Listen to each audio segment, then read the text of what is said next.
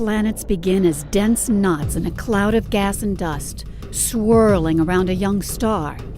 But how do they go from something like this to something like this? With the James Webb Space Telescope, astronomers will be able to study how planets come to be and how they change as they get older. After centuries of searching, astronomers are finding exoplanets just about everywhere. Ranging from giant planets with masses much greater than Jupiter's to worlds only a few times more massive than Earth. But where do the planets we know best fit into the menagerie of worlds astronomers are finding? How did our solar system come to be the way it is? Why is Earth a balmy, water-rich world? And are there others like it elsewhere in the galaxy? These are the kinds of questions astronomers will address with Webb. For planets that pass directly in front of their stars, Webb will search for chemical fingerprints, identifying atmospheric gases like water vapor, carbon dioxide, and methane that absorb specific wavelengths of the star's light. Webb will also study the dusty disks where new planets form to reveal how the chemical compositions of younger and older disks change with time, and identifying how these changes are reflected in the planets we find. Such studies will be revolutionary in their own right, and by applying Webb's capabilities closer to home, astronomers will better understand planetary systems. For example, how do our asteroids, comets, and other small bodies like Pluto relate to the objects that create the dusty disks around other stars? The Webb telescope will determine the chemical and physical properties of these bodies with unprecedented sensitivity in wavelengths unavailable to telescopes on the ground.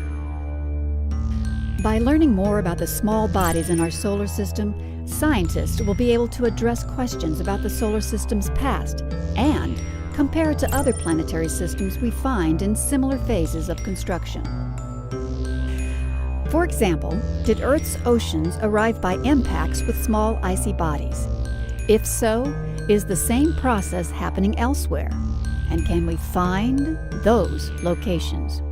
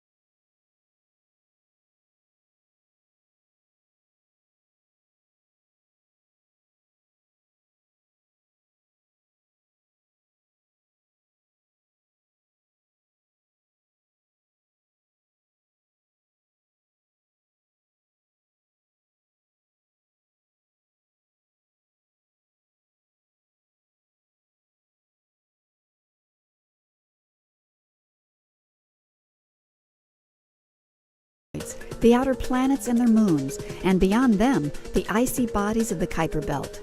These objects provide us with the closest and most detailed look at how our own solar system evolved.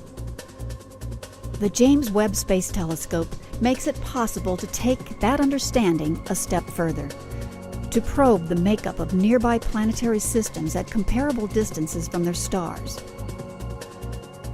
Webb will allow astronomers to directly compare the chemical and physical properties of our outer solar system with similar zones around nearby stars.